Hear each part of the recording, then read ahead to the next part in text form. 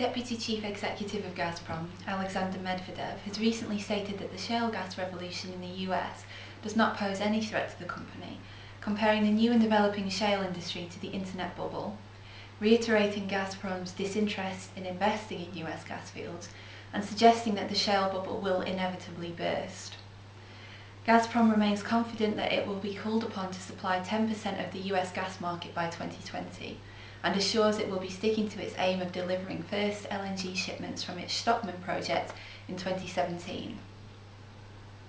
Is Mr. Medvedev right not to be intimidated by shale gas? This issue of LNG industry closely examines the knowns and unknowns of the US's underground revolution. From shale revolutions to political revolutions, this year is set to be a year of change, to say the least.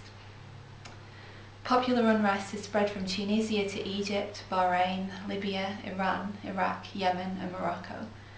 Modern globalisation has eased the transfer of information and free expression via the internet, mobile phones and television, fostering an opening up of historically closed societies, for the large part via the nation's younger generations. In this time of uncertainty and rapid change, many are asking how the political revolutions and demonstrations in the Middle East will likely affect the rest of the world. Will the populace of other autocracies such as China look on and follow suit? Despite recent internet-led calls for a day of demonstrations put forward as the Jasmine Revolution, which came to nothing, the consensus answer seems to be no. The government of a generally optimistic China, proud of its growing international standing, has less to worry about than Obama's administration. The US has lost a staunch Arabic ally in Egypt. Further strong alliances remain with Israel and Saudi Arabia, but how will Mr. Mubarak's departure affect these hitherto secure alliances? It remains to be seen, but insofar as energy security is concerned, Israel is taking more rapid steps to diversify its domestic energy supply and wean itself off Egyptian dependency. As well as being a gateway to business in the Middle East and with close links to Saudi Arabia, Bahrain is headquarters to the US Fifth Fleet, the platform for American deployment in the Gulf.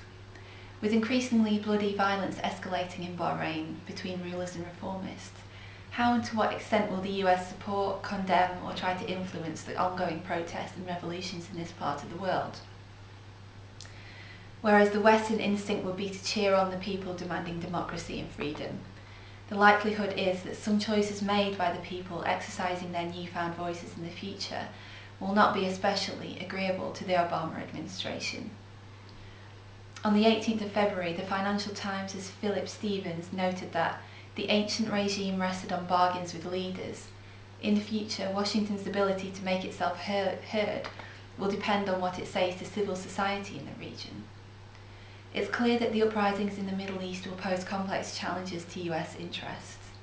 With the Deputy Chief Executive of Gazprom threatened by a huge change in the US, or US President apprehensive over change in the Middle East, it seems both Mr. Medvedev and Mr. Obama have a good few knowns and unknowns of their own to deal with.